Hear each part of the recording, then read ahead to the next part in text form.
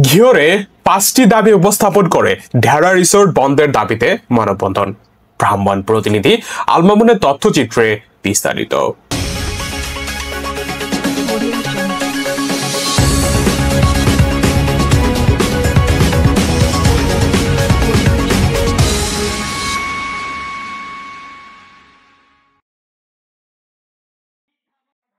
মানিকগঞ্জের এলাকাবাসী ও তৌহিদি জনতা ঢেরা রিসোর্ট বন্ধ ও এশিয় গ্রুপের বিরুদ্ধে ব্যবস্থা নেওয়ার জন্য মানববন্ধন করেছে।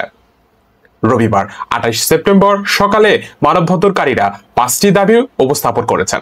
তারা বলেন, ঢেরা রিসোর্টের কার্যক্রম বন্ধ করে কলকারখানা স্থাপন করে কর্মস্থানের ব্যবস্থা করা হোক, দখলকৃত কবরস্থান উদ্ধার করে এলাকাবাসীর জন্য উন্মুক্ত করা হোক, ভরাকৃত সরকারি খাল পূর্ণ খনন করে ফসলি জমি জলাবদ্ধতা নিরসন করা হোক, ক্ষতিগ্রস্তদের জমি জমা ফেরত দেওয়া হোক এবং দোষীদের বিরুদ্ধে আইনগত ব্যবস্থা নেওয়া হোক।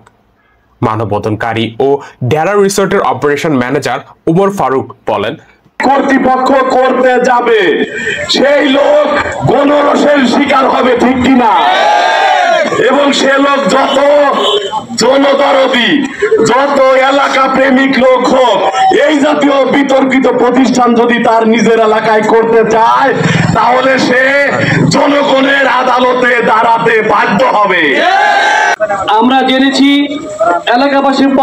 এলাকাবাসীর কাছ থেকে যারা ভুক্তভোগী তারা সাংবাদিক ভাইদের সামনে প্রকাশ করেছেন, মানুষের যখন একজন মানুষ মারা যায় তখন তার শেষ ঠিকানা হলো কবরস্থান।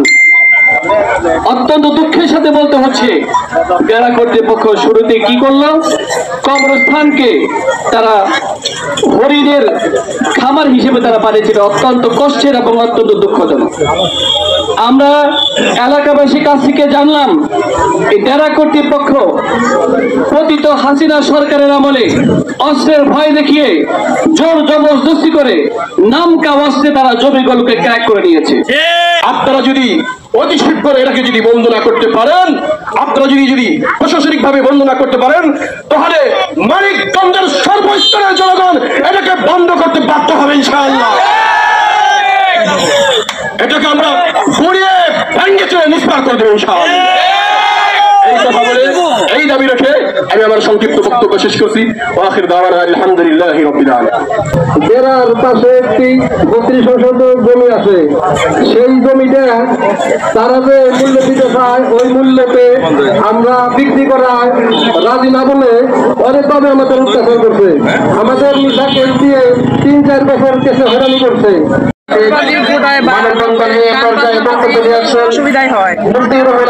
মানে এই যে কি অসুবিধাগুলো কি যদি একটু বলতেন। অসুবিধা গান বাজনা বাজালে কি অসুবিধা হয় না, অসুবিধা উত্তর গান বাজনা বাজালে ভয় পায়, বাচ্চারা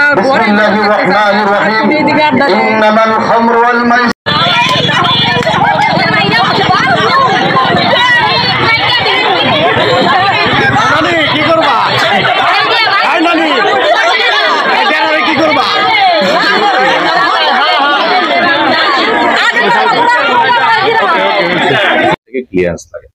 তো এই জিনিসগুলো হচ্ছে আমাদের একটা অনগোয়িং প্রসেস। আমরা এই 14 জুলাইয়ের লাস্ট 29 তারিখ পর্যন্ত আমাদের ডিসি অফিসের এনওসিটাও ছিল। শুধুমাত্র ডিসি অফিস একটা জিনিসই আমাদেরকে বলছে, আপনাদের নামে যে তদন্তটা চলছে, তদন্ত প্রতিবেদন ফিনিশ হওয়ার পরেই আমরা আপনাদের এই লাইসেন্সটা আবার রিনিউ করব। তবে আমরা আবার অ্যাপ্লিকেশন করেছি এবং আমাদের বর্তমানে যে মিনিস্ট্রি থেকে যে লাইসেন্সের ব্যাপারে বলা হয়েছে, সেটার ব্যাপারেও আমাদের একটা আমরা এখন পর্যন্ত 1 মাসের একটা লাইসেন্সের পরে 1 মাসের একটা সময় থাকে এবং অ্যাপিলের পরেও 1 মাসের সময় থাকে। আমরা মোটামুটি এই মিনিস্ট্রিতেও আমরা একটা আপিল আবেদন করেছি, ঠিক আছে। তো আর কবরস্থানের যে ব্যাপারটা, অলরেডি এই ব্যাপারগুলো নিয়েই মানববন্ধনগুলো হয়। এটা আসলে খুবই সেন্সিটিভ একটা ইস্যু। আমরাও মানুষ, সবাইকে একদিন মরতে হবে। আমরা এইটার পবিত্রতা সম্পর্কে আমাদের কনসেপ্ট আছে। এই পবিত্রতার জন্যই বেসিক্যালি আমরা এখানে, আপনারা যারা সাংবাদিক ভাইরা আসছেন, আমি আপনাদেরকে রিকোয়েস্ট করব, আপনারা ওই জায়গাতে যাবেন, ওই জায়গাটার যে বর্তমান যে পরিবেশ, সেই জিনিসগুলো আপনারা দেখবেন। দেখার পরে দেখার পরে আপনারাই আপনাদের দর্শকদের কাছে এই জিনিসটা তুলে ধরবেন যে কিভাবে আমরা এটা দখল করে আছি। আমাদের এটা খুব সুন্দর মতো আমরা এটা একটা সেপারেশন করেছি। সেপারেশনের পরে আমরা বেসিক্যালি আমাদের হরিণ এক পাশে আছে এবং ওইখানে আমরা গাছগাছালি লাগাই দিয়েছি। একমাত্র কোনো রকমের কোনো আপনারা নিজেরাও গেলে দেখতে পাবেন। আরেকটা জিনিস বলা হয় যে এখানে 100-150 মানুষের কবর।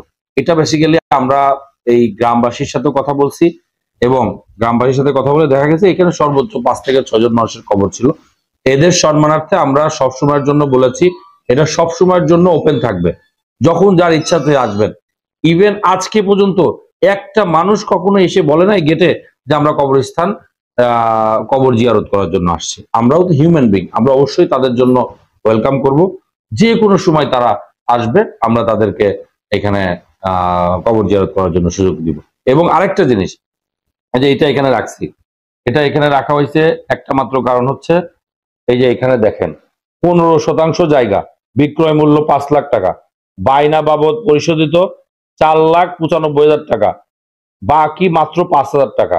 এটা বেসিক্যালি ওনারাই এখন কমপ্লেক্সিটি করে রেস্ট্রি করে নিচ্ছে না বলেই বেসিক্যালি আমরা এই 5,000 টাকা দিয়ে তাদেরকে আমরা মানে এই যে মীমাংসা করতে পারছি না। বাট এই জিনিসগুলো তারা বেসিক্যালি আমার যেটা মনে হয় জিআই রাখছেই বেসিক্যালি এই জিনিসগুলো নিয়ে যাতে পরবর্তীতে তারা কথা বলতে পারে।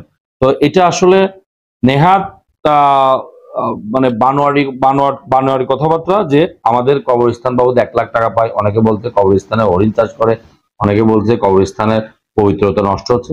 আমি আপনাদেরকে খুবই রিকোয়েস্ট করব আপনারা ওখানে যান, দেখেন what is the scenario in inside. ঠিক আছে, আমরা আসলে কি করে রেখেছি ওইখানে। আমাদের প্রত্যেকটা মানে কবরবাসীর সম্মানার্থে তাদের শ্রদ্ধাতে আমরা ওইখানে কমপ্লিটলি আমরা ওইখানে একদম সুন্দর মতো একটা ব্যবস্থা করে রাখছি এবং আমরা ওইখানে ফুলের বাগানের ব্যাপারটাও আমরা আস্তে আস্তে প্রিপারেশন নিচ্ছি। অবশ্যই ফুলের বাগান আমরা করে ফেলবো। আপনারা দেখছেন অগ্রযাত্রা টেলিভিশন।